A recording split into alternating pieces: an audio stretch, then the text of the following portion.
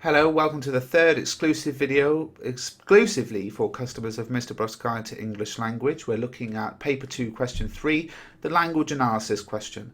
What we've talked about so far is how we've got this idea of looking at word class and phrases and sentence structures, just as in Question 2 of Paper 1 of the English Language exam. How, if you are good at language analysis, you should just pick words, phrases or sentence structures which seem to go beyond their literal meaning or have been deliberately chosen for effect, but also how, if you struggle with it, you can look for arrested, as I've come up with and gone over in this video. The arrested devices, of course: alliteration, rhetorical question, repetition, emotive language, statistic, rule of three, exaggeration and direct address. You find them in the original source, and then you can repeat parrot fashion from the grid in the ebook what they're used for and their effect. And the other thing you can do is you can look at where they are placed around each other. And that's what I want to do in this video today, is look through the sample answer that you might give for this question. As a 12-mark question, we're looking to spend about 15 minutes on it, but it's quite interesting because what you'll find is that you immediately think of a couple of things and you might think, right, I'm ready to write, but don't write yet. Look through, find 4 or 5 things, very quickly rank them in order, which ones are the most perceptive.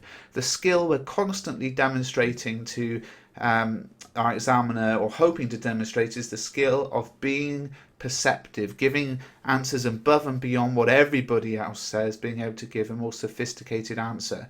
And a lot of that comes through the fact that the first thing that jumps out to you is often the first thing that jumps out to everybody else. So avoid that thing and go for one of the later, more complex ideas, and then write them up into paragraphs looking something like this. Edgar Thompson uses language to try to influence Mr. Bullock and make him believe that his son Adrian deserves the punishment he was given.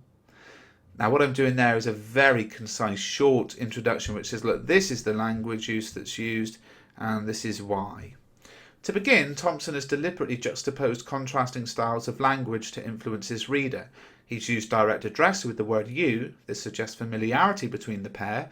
However, this is contrasted with the much more distant and formal address and writing with reference to. This contrast is used by Thompson to make Bullock both feel like the head teacher cares about him personally, but also to make it very clear that Thompson is superior to his reader. The influence he hopes to have here is to impress upon Mr. Bullock that he is acting in his best interests and should not be questioned on how he conducts his school leadership. Secondly, Thompson uses language to manipulate his reader when he writes, as you are supposedly aware, lessons begin at 7:30 a.m. The use of the adverb supposedly, so I'm analysing word class here, is here used to criticise Mr. Bullock as a parent, subtly suggesting that Mr. Bullock may be to blame for his son's lateness.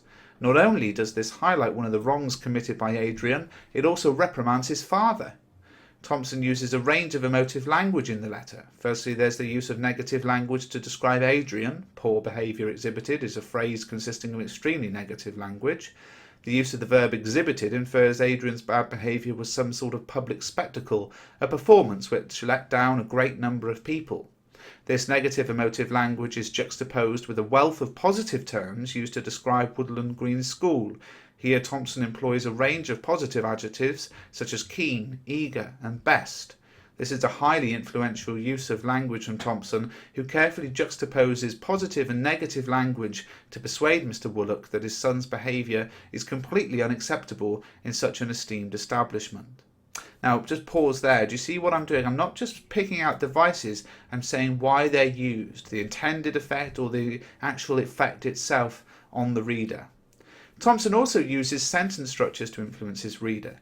He uses the extremely short sentence "no need" to vent his frustration at what he sees as Adrian's impudence. Short sentences are by their very nature abrupt, and here the writer is employing a short sentence to persuade Mr. Bullock that Adrian's behaviour causes such a reaction. Finally, Thompson uses language to sarcastically mock his reader when he refers to drill being an outlet for his energy. The word energy is placed in inverted commas for 2 reasons. Firstly, it's a direct quote from Mr. Bullock's own letter. Secondly, and most importantly, it's placed in inverted commas to suggest that Mr. Thompson does not agree that Adrian's behaviour is mere energy. In this sense, Thompson is trying to influence Mr. Woollock by making him question his own assertions. Hopefully that sample answer shows you how this question can be really, really well answered. Look for words or phrases that seem significant. Look for sentence structures, word class, phrases, and then look for arrested. Think about where words are placed next to each other. The juxtaposition of language devices is often deliberate. Write it up into P paragraphs with your best ideas first, and then you'll find if you have the time you can write up the others as well.